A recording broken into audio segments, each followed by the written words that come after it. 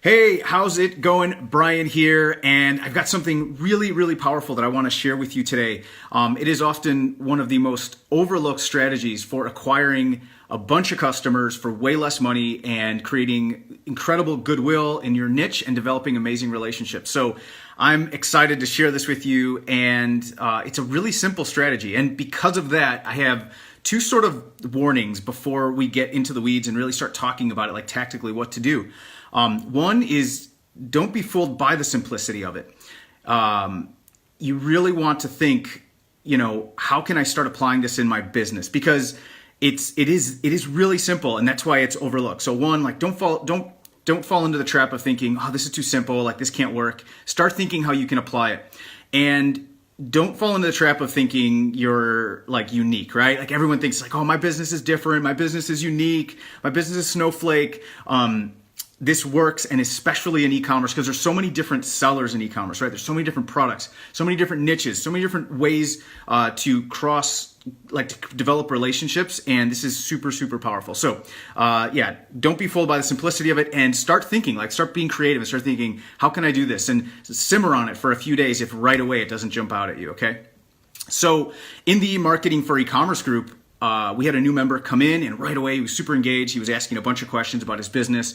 He was in the fishing niche, and he had a unique product in the fishing niche. And we kind of started going back and forth and talking about it. And he was wondering, how do I get more customers? And I had a look at his site, and we went back and forth, and I shared with him this strategy. And again, it's a really powerful way to get new customers, develop amazing goodwill, and really develop amazing relationships in your niche. So you know that getting customers that's the primary objective of your marketing efforts. If you don't know that, please make sure you never forget that. Every day you need to be thinking, how am I selling today? What am I selling? Who am I selling to? And how do we do more of it, right? And it sounds simple. Again, it sounds really like a simple concept, but you really want to make sure you're thinking, how are we selling today? That's how you grow your business. And the purpose of your marketing efforts is to make those sales. You're going to make the profit on the back end, but on the front end, you need to be thinking of every single creative strategy, every single thing, new offers, new ways to present them, new funnels, new, any way you can to get new customers. Okay. So let's just make sure we're totally on the same page with that. So that's every day you live, you breathe, making sales. That's the purpose of your marketing efforts, to get new customers. Now, one of the things that we know is conversions just aren't, it's the nature of the process, right? People will fall off. We know on a Shopify store, in a storefront, you're going to have on average about 2% conversion on your visitors. At a funnel, you'll have about 10% on average, sometimes as high as 15, but nonetheless, it's not everyone, right? So we need to, and we do everything we can to make those sales. That's why we totally encourage on first-time sales to use a funnel so we can maximize conversions. But the bottom line is, the facts are the facts. People aren't going to buy. So we retarget, we do the best we can to bring them back. But a lot of those people that we reach out to, that we get on our list, that become prospects, that we do lead gen with, we try to nurture those leads and try to get them to become customers, but sometimes they don't. But one of the things we overlook is we're developing goodwill with those people. They're not unsubscribing from our list, right? They're on our messenger bot sequences. They're on our email list. Some of them become customers. So we have these two categories. We have our prospects and our customers, our buyers and our shoppers, right? And just because they're not ready to buy now, it doesn't mean that we don't have goodwill. We are developing really goodwill with these customers. And we kind of forget that we have an asset there. So this concept that I want to share with you now is something I learned from Jay Abraham, and it is so powerful. Again, it's so simple, but it's so powerful. He calls it the host-beneficiary relationship. And it goes something like this. You can either be the host or the beneficiary. If you're the host, you are the one that holds, you've got the party, right? You've got the audience. You have the customer list, the prospects, the customers, and they're at your house, at your party, right? Now, as a host, you can go find beneficiaries who sell complementary products that your niche, that you've surveyed your niche, they're interested in, right? So if it's the fishing niche, maybe you sell the rods and the reels, but there's a whole host of other things, a whole bunch of other things, right, that people in the fishing niche buy. So you go find beneficiaries and you make relationships with them and you create an arrangement there. And I'll talk about the arrangement in a second and the details of that. But that's the first part. So you create those relationships. Now, on the flip side, you could be the beneficiary. You have a product in the fishing niche that you know fishermen love, but you're having a hard time getting the traffic. So you find a host, somebody who already has the relationships, and you present a really amazing offer for them so that you can mutually benefit. Now, the reason this works so well is you're getting an endorsement from the other person, right? Me as the host, I'm endorsing this beneficiary. Obviously, we have an arrangement, but I'm endorsing them. And the beneficiary is getting also the benefit because there's also kind of an endorsement, a goodwill, and I'll talk about this. This is the detail that's super important. There's a benefit, goodwill that's developed from you're endorsing as the beneficiary. You're endorsing the host, and I'll show you how. So when you find these relationships, and again, please, please, please, don't fall into the trap of thinking, oh, this won't work for my business. If it doesn't jump out at you, give it a few days, think about it, write some notes, write down some ideas, and I'll give you a strategy at the end. I'll give it to you right now. One of the things is brainstorm indirect competitors and people in your niche that don't sell the exact product, but you just know that your product would perfectly complement them, and just brainstorm, and let your imagination go wild. And you'll be surprised some of the crazy relationships you'll come up with, and that's really good for them, for the host. And equally, as a beneficiary, as you being the host, write down a list of all the possible beneficiaries, people who'd be great partners for you that you would love to endorse and gain this strategic advantage from, okay?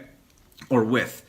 So, how do we arrange this? Now, if you are the beneficiary, okay, let's start there first. So let's say most of you don't have a big list, you don't have a lot of prospects, a lot of customers, but you have an amazing product and you know that it would fit perfectly with someone else, right? A host. You know in your business, the biggest expense you have is customer acquisition. And you want to try to offset that as much as possible. So what I would recommend you do is you go to a host and you propose an irresistible offer, right? We're always talking about this. An irresistible offer for them where you will give them all of the front end profit. Now, this may or may not work for your business. You have to do the math for your business. But the reason I suggest this is we know we make the money on the back end, okay?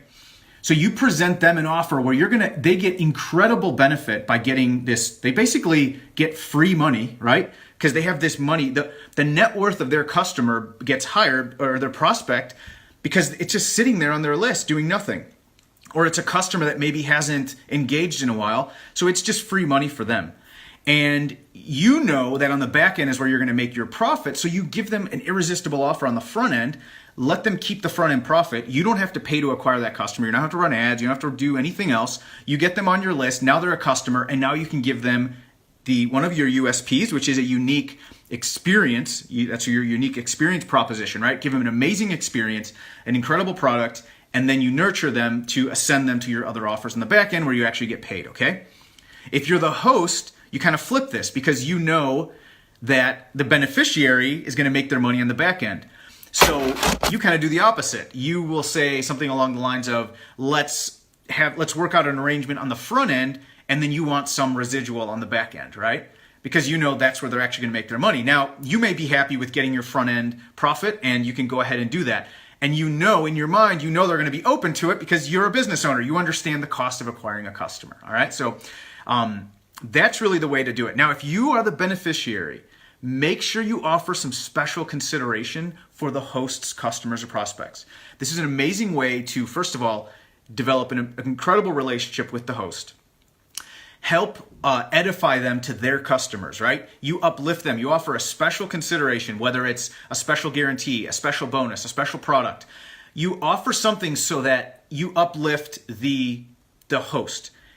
Then their customers feel special. They're a part of something. It's mutually beneficial. So there's, not only do they become a customer of yours, but they feel good about it because there's goodwill, right? And the host likes it. Everyone benefits, okay? So that's one of the keys to the arrangement. And ultimately, the reason this is so powerful is it allows you to acquire customers at a way lower cost and get the benefit of increasing the value of your customers, your current customers, and your prospects. Because imagine if you get 100 leads, only 10% convert, but you're able to actually monetize the other 90%. That's more money that you can now spend to dump back into your marketing efforts, so you can go back to principle number one, which is always be selling and getting more customers. So hopefully that was beneficial. What I, again, would encourage you to do is, one, don't be fooled by the simplicity of this. Please start thinking, how can I apply this? And believe me, it is super powerful. It's often ignored, and you'll be surprised at how easy these relationships are to develop. We've done it with our clients over and over and over again, and it's a very powerful strategy. Number two is, don't fall into the trap of thinking, my business is unique, I'm a snowflake. Just start brainstorming. If it doesn't jump out to you right away, give it a few days, and I know you'll come up with a great way to apply it. All right, have an amazing rest of your day, and we will talk soon. All right, bye.